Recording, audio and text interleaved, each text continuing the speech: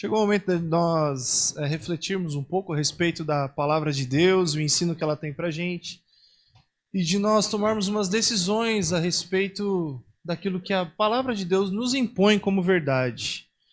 Eu, algum tempo atrás, entrei em contato com um texto. Esse texto foi escrito por um dos meus professores na faculdade de teologia. E a partir desse texto que ele fez, eu queria compartilhar com vocês aqui. O nome desse meu professor é o pastor Amin Rodor. E eu queria compartilhar com vocês as impressões que me causaram isso que ele deixou escrito. Para nós refletirmos, a gente vai ler um texto. Eu peço perdão para vocês, o texto que eu quero e preciso, na verdade, ler com vocês hoje é um texto um pouco longo. Ele está no livro de Atos, no capítulo 11. Vai do verso 19 até o verso 30. Se você quiser acompanhar de alguma maneira aí no seu celular, ou se você tiver com o texto sagrado na mão, você fica à vontade. E vai ser de qualquer maneira projetado aqui na tela para a gente, tá bom? Atos capítulo 11, verso 19, é esse que está na tela, e vamos ler até o 30. O 19 diz assim: Enquanto isso, os crentes que fugiam de Jerusalém durante a perseguição, depois da morte de Estevão, viajaram até a Fenícia, Chipre e Antioquia, espalhando a boa nova, mas só aos judeus. Enquanto alguns dos crentes que foram de Chipre e de Cirene para Antioquia apresentaram também a alguns gregos a sua mensagem a respeito do Senhor Jesus. E o Senhor favoreceu este trabalho de modo que um grande número destes não-judeus se tornaram crentes. Quando a igreja de Jerusalém soube o que tinha acontecido, mandaram Barnabé a Antioquia. Ao chegar e ver as maravilhosas coisas que Deus estava fazendo, ele ficou cheio de entusiasmo e de alegria e animava os crentes a continuar firmes no Senhor. Barnabé era uma pessoa bem agradável, cheia do Espírito Santo e muito forte na fé. Como resultado, grande número de pessoas uniu-se ao Senhor. Então, Barnabé foi a Tarso em busca de Paulo. Quando o encontrou, levou o amigo na volta para Antioquia. Os dois ficaram lá um ano inteiro ensinando a grande número de novos convertidos. Foi ali em Antioquia que os crentes, foram chamados cristãos pela primeira vez. Durante este tempo, chegaram a Antioquia alguns profetas vindos de Jerusalém. Um deles, chamado Ágabo, ele levantou-se numa das reuniões para profetizar pelo Espírito que uma grande fome estava para vir sobre a terra, e isso aconteceu durante o reinado de Cláudio. Então os crentes resolveram mandar socorro aos irmãos da Judéia, e cada um deu o que podia. Isto eles fizeram e entregaram seus donativos a Barnabé e Paulo para levarem aos líderes da igreja de Jerusalém. Ok, até aí, pode voltar para mim.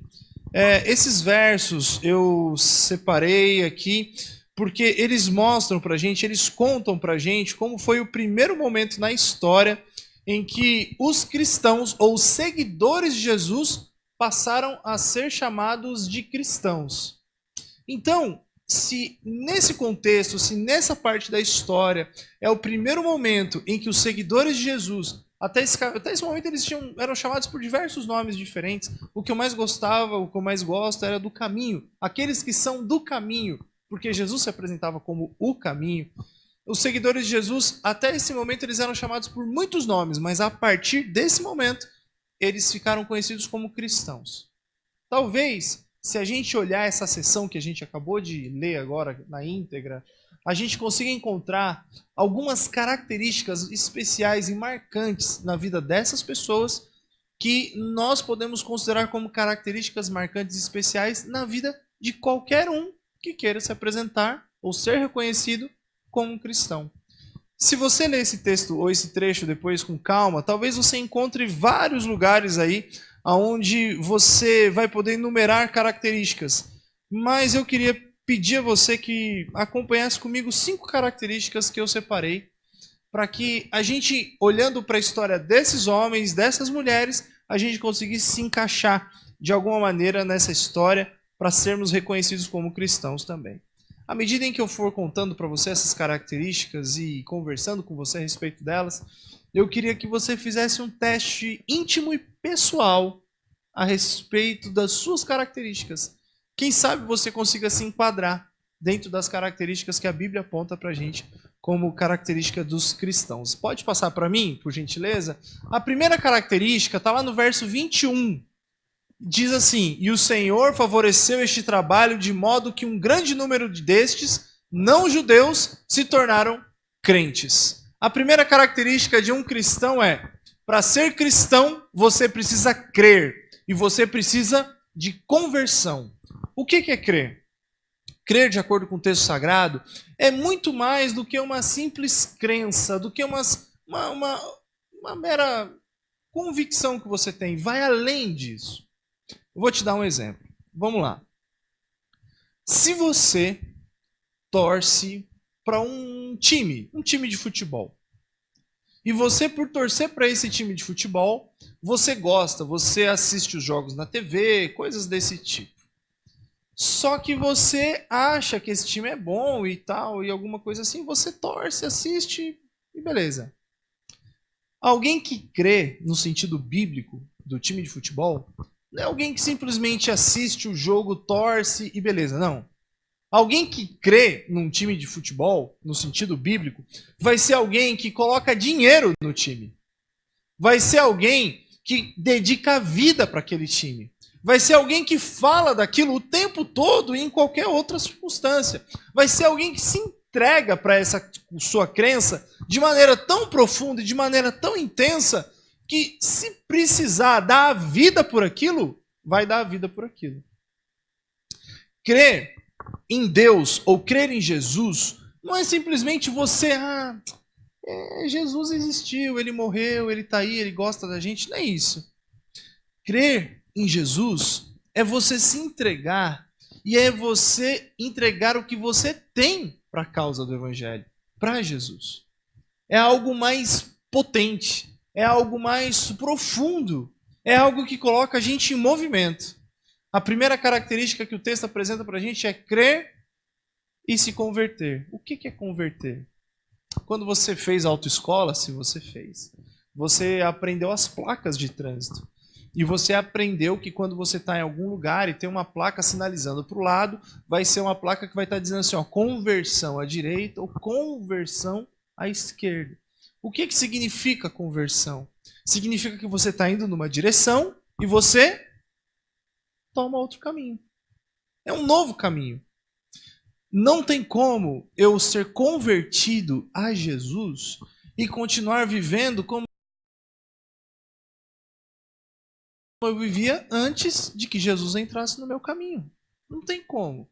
A vida da gente muda. A vida da gente se transforma. A nossa vida, ela evolui, ela melhora, ela se desenvolve. Jesus coloca a gente na direção e no caminho, na direção e no caminho certo. Por isso, a primeira característica marcante que eu queria apresentar para você é essa daí do verso 21. Crer e se converter ao Senhor. A segunda característica que eu quero mostrar para você está no verso 23. O verso 23 fala que ao chegar e ver as maravilhosas coisas que Deus estava fazendo, ele ficou cheio de entusiasmo e alegria e animava os crentes a continuar firmes no Senhor. A segunda característica é permanecer no Senhor. Permanecer.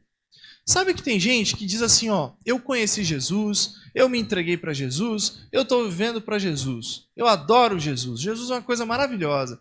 Só que na hora que dá a primeira tempestade, a primeira luta, a pessoa fala assim, Jesus me abandonou, Jesus me deixou. E agora que ele me deixou, eu vou deixar ele também. Eu vou voltar a ser quem eu era. Eu parei de beber, vou voltar a beber.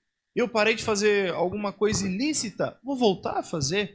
Eu tinha parado, estava me esforçando para não mentir mais para as pessoas, vou voltar a mentir, eu vou ser quem eu era. E não dá certo eu abandonar a fé. Você talvez já tenha escutado essa expressão. Eu vou abandonar a minha fé. A segunda característica são pessoas que escolhem permanecer ao lado de Jesus.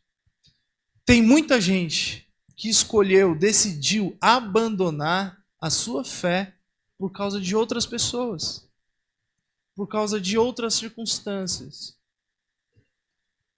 Eu digo para você, sem medo de errar, que se você acha que você pode abandonar Jesus por causa de qualquer outra coisa além de você mesmo, você está equivocado. O que motiva a gente a abandonar Jesus é a gente mesmo.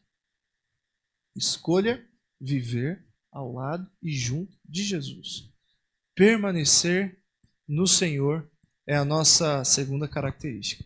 A terceira característica, ela vai aparecer para a gente no verso 24, que fala que Barnabé era uma pessoa bem agradável, cheia do Espírito Santo e muito forte na fé. Como resultado, um grande número de pessoas uniu-se ao Senhor. Cheios do Espírito. É muito complicado, eu acho, pelo menos, muito complexo tentar explicar para alguém o que é ser cheio do Espírito. Porque eu acho que ser cheio de Espírito é uma ação que o Espírito recausa na gente. É algo que Deus realiza na gente. É algo que Ele desenvolve dentro da gente.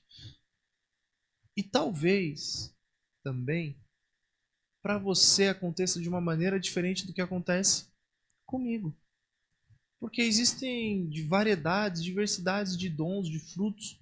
E Deus, Ele trabalha de maneira diferente com as pessoas, porque nós somos diferentes.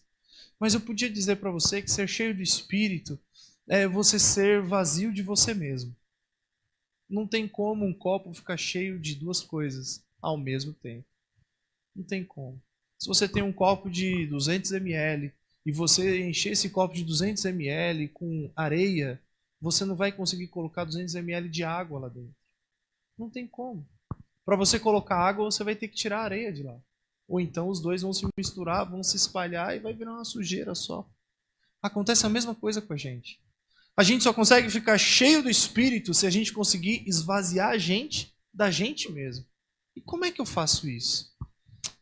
É quando a gente começa a se livrar do nosso egoísmo, o nosso ego. É quando a gente começa a deixar algumas das nossas paixões que muitas das vezes fazem muito mal pra gente, que atrapalham a gente. Não estou falando da sua profissão. A sua profissão pode ser uma paixão para você. Eu não estou falando do seu matrimônio. O seu matrimônio pode ser a sua paixão. Não é disso que eu estou falando, mas estou falando de coisas ruins. Coisas que são hábitos nocivos e tóxicos que vão tomando conta da gente sem que a gente perceba. E na hora que a gente se dá conta, a gente está tão cheio dessas coisas que não tem espaço para Jesus. A gente está gastando toda a nossa energia, o nosso tempo, a nossa força com a gente mesmo. E aí não tem espaço para o Espírito entrar na nossa vida e fazer alguma diferença na gente. Por isso a terceira característica de um cristão, ser cheio do Espírito Santo. A quarta característica que eu quero mostrar aí para você, ela está lá no verso 26. Quando o encontrou, levou o amigo na volta para Antioquia, os dois ficaram lá um ano inteiro, ensinando um grande número de novos convertidos. Eles ficaram um ano inteiro juntos na cidade de Antioquia e eles iam juntos a uma comunidade, a uma igreja. Uma vez eu escutei alguém dizendo que é impossível você ficar dentro de uma garagem e se transformar em um carro. Não tem como. Você vai continuar sendo você. Assim como não tem como você ficar dentro do McDonald's e achar que você vai virar o Ronald McDonald. Você não vai virar. Você vai continuar sendo você.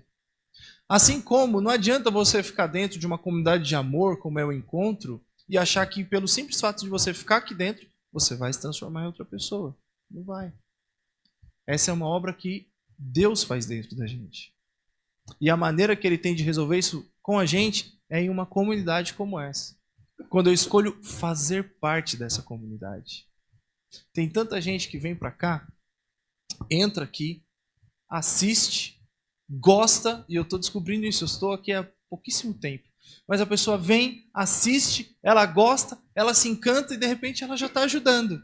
Quer ajudar. Quer ajudar a fazer alguma coisa aqui, outra ali. Ela se envolve, ela participa. E isso daqui se torna parte da vida dela. Sem receber nada. A gente não paga nada. Aqui todo mundo é voluntário. E é feito isso por quê? Porque a pessoa se encontra. dentro de uma comunidade. A ideia de igreja que é apresentada para a gente é uma ideia de vida em comunidade.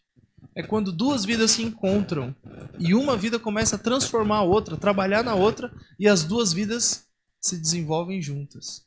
Por isso que a quarta característica para um cristão genuíno é fazer parte de uma comunidade, fazer parte de uma igreja, uma comunidade de amor. A quinta característica que eu quero apresentar para você, ela vai do verso 28 até o verso 30. E ela diz assim, ó: um deles, chamado Ágabo, levantou-se numa das reuniões para profetizar pelo Espírito que uma grande fome estava para vir sobre a terra. Isso aconteceu durante o reinado de Cláudio. Então os crentes resolveram mandar socorro aos irmãos da Judéia. Cada um deu o que podia. Isso eles fizeram e entregaram os seus donativos a Barnabé e Paulo para que eles levassem para os líderes da igreja de Jerusalém. A quinta característica de um cristão genuíno é alguém que se preocupa com outra pessoa. É alguém que não vive para si.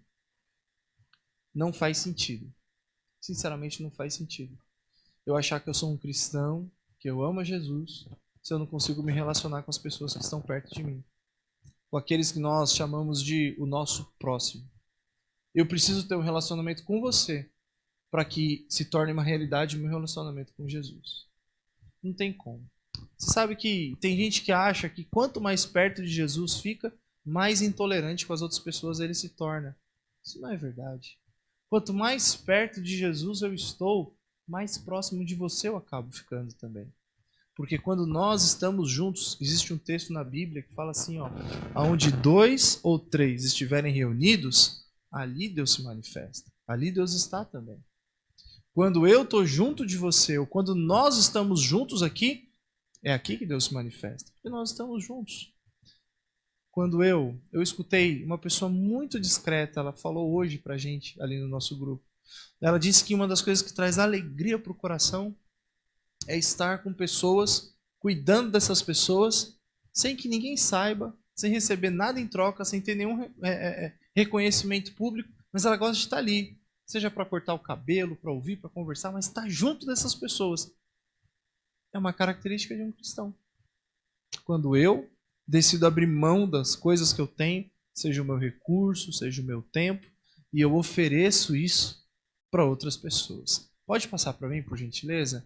Essas são, então, as 5 características que a gente encontra do texto sagrado, ou pelo menos que foram separadas do texto sagrado, para que a gente reconheça se nós somos cristãos de verdade ou não. Se eu sou um seguidor de Jesus ou não. Ou se eu estou no caminho genuinamente ou não. E as características são essas. A primeira delas, crer e estar convertido. Crer no Senhor. Estar mobilizado para o Senhor, estar convertido a Ele, na direção dEle também. A segunda característica são aqueles que não desistem da sua fé, das suas convicções, permanecem ao lado de Jesus. A terceira característica, eles estão cheios do Espírito Santo. Para estar cheio do Espírito, eu preciso estar vazio de mim mesmo. A quarta característica, eles estão reunidos em uma igreja, ou podemos trocar a palavra igreja, estão reunidos em uma comunidade de amor, assim como nós estamos aqui hoje. E a quinta característica, amo o seu próximo. Pela razão simples, é impossível que eu ame a um Deus que eu não vejo, se eu não consigo demonstrar amor a você, que está aqui na minha frente agora que eu estou enxergando. É impossível. Essas são as 5 características.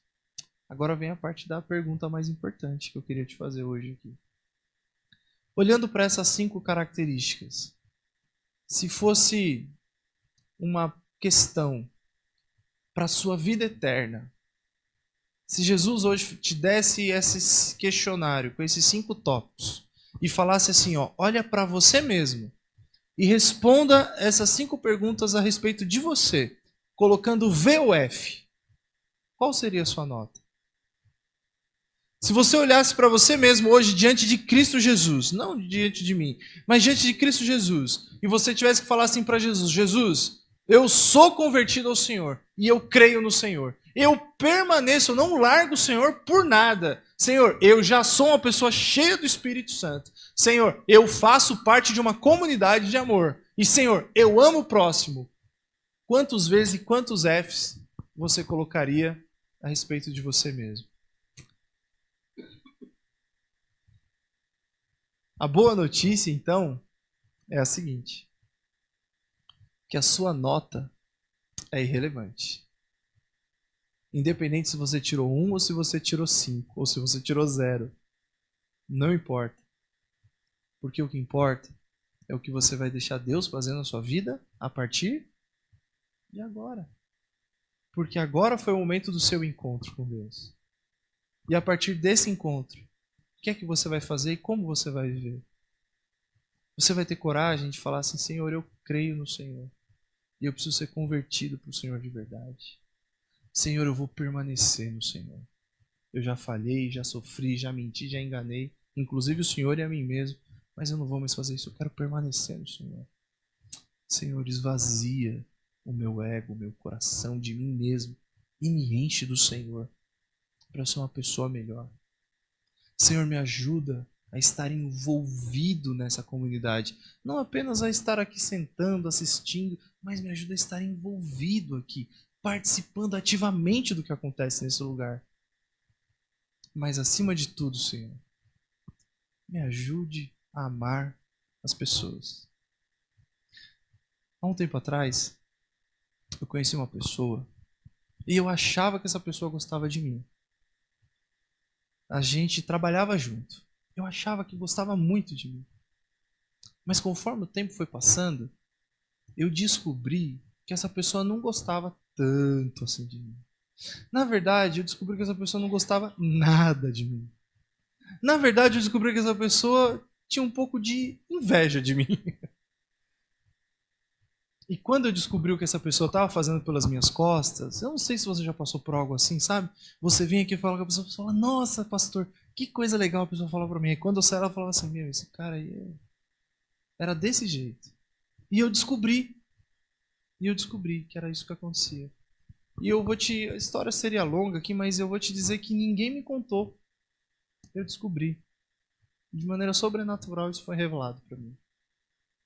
E aí quando eu descobri isso, a minha reação inicial foi de raiva. Filha da mãe. Eu, se pudesse, quebrava a pessoa no meio, sabe? Que raiva que me deu dessa pessoa. Mas eu sou pastor, né? Eu não posso ficar batendo nos outros assim. E aí eu falei: e agora? O que eu vou fazer? Eu falei: bom, eu vou me afastar. Vou deixar lá e vou viver cá e vou me afastar. E fiz isso inicialmente. Só que com o tempo, isso também foi trazendo muita tristeza pro meu coração. Porque não estava legal isso daí. E um dia, eu resolvi fazer uma coisa muito maluca. Eu resolvi fazer um negócio que, se você resolver fazer, vai acontecer coisas malucas na sua vida, assim como aconteceu na minha depois que eu fiz isso. Sabe o que eu resolvi fazer? Orei.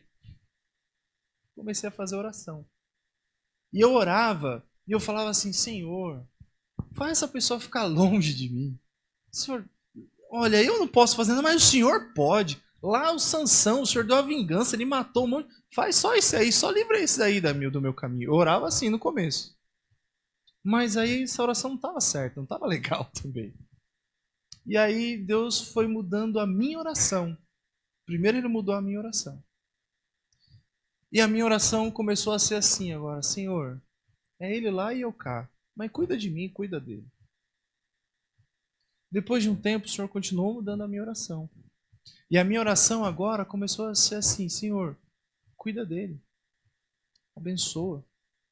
Cuida da família. Cuida das finanças. Dirige a vida desse cara. A minha oração foi mudando. E aí eu comecei a falar assim: Senhor, me ajuda a gostar dessa pessoa. Abençoa a vida dele e me ajuda a gostar dele. Para que finalmente a minha oração fosse assim: Senhor, o céu não vai ser a mesma coisa sem essa pessoa lá comigo. Eu quero estar lá nas mansões eternas, eu quero ir para o céu com o Senhor. Mas eu queria que ele estivesse lá também. E aí foi quando eu percebi que Deus não estava mudando a minha oração, Deus estava mudando o meu coração. E eu aprendi a amar essa pessoa. A amar de verdade. Querer o bem dela. A ajudar, a ouvir. E a história ficou diferente do nosso relacionamento. A história mudou. Porque foi quando eu entendi para minha vida, e espero que agora para minha vida toda, que não tem como Deus fazer algo no meu coração enquanto eu não aprender a amar as pessoas que estão ao meu redor. É impossível. Então, o que eu queria sugerir para você hoje é que se falta uma, duas ou 5 dessas características na sua vida, ore. Fale com Deus. Eu não vou conseguir resolver esse problema para você. Eu até queria poder, mas eu não consigo. Mas Ele consegue. Ore. Porque se precisar, Ele vai mudar até a sua oração. Se precisar, Ele vai mudar até o seu coração, para que Ele consiga transformar você por completo. E desse jeito, seremos cristãos melhores, que a gente vai estar no caminho para o nosso Salvador. Eu queria muito que Deus te abençoasse. É o desejo mais sincero do meu coração nesse momento. Eu queria muito que você fosse uma pessoa muito abençoada por Deus. Mas eu também sei que, além de mim, esse é o desejo de Deus. É o seu desejo também? Você quer receber a bênção de Deus? Então fale com Ele. Peça para que Ele desenvolva isso na sua vida. E Ele vai fazer de você uma pessoa e um cristão melhor. Feche seus olhos. Deixa eu orar com você. Querido Deus, muito obrigado, Senhor, por esse tempo que nós passamos juntos aqui. Obrigado porque até aqui o Senhor tem cuidado e dirigido a nossa vida. Queria pedir ao Senhor, bom Deus, demonstre o seu amor e a sua misericórdia para a gente. Se for necessário, Pai, mude as nossas orações para que dessa maneira o Senhor mude o nosso coração. Mas antes de tudo, muda a nossa atitude.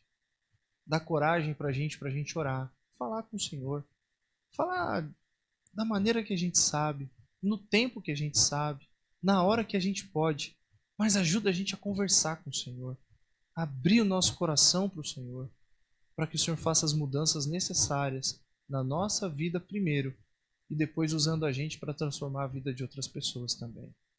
Desenvolve essas características na gente, Senhor. Ajuda-nos a crer no Senhor. Ajuda-nos a permanecer no Senhor. Esvazie o nosso coração da gente mesmo e enche o nosso coração, a nossa vida com o Teu Espírito. Ajuda-nos, bom Deus, a amar as pessoas que estão ao nosso redor, para que dessa maneira nós sejamos úteis para o Senhor também. Cuida da gente nessa noite, na nossa vida, toma-nos em Tuas mãos. É o que eu te peço, em nome de Jesus. Amém. Que Deus te abençoe, viu? Que você tenha uma semana muito feliz ao lado de Jesus. Vou convidar você para subir as escadas aqui com a gente. A gente tem algo especial, como sempre, preparado para vocês ali. Deixa eu contar um negócio para vocês. Outro dia, uma pessoa que assiste a gente pelo Facebook, ela entrou em contato comigo. E ela falou assim, pastor, o que é esse negócio especial que você fala que tem toda vez que tem que subir a escada lá? Eu falei, vai lá que você vai descobrir. Então, para vocês, aí o mistério continua, mas para a gente aqui já está desvendado. Fiquem à vontade para subir ao nosso momento lá em cima agora. Que Deus os abençoe.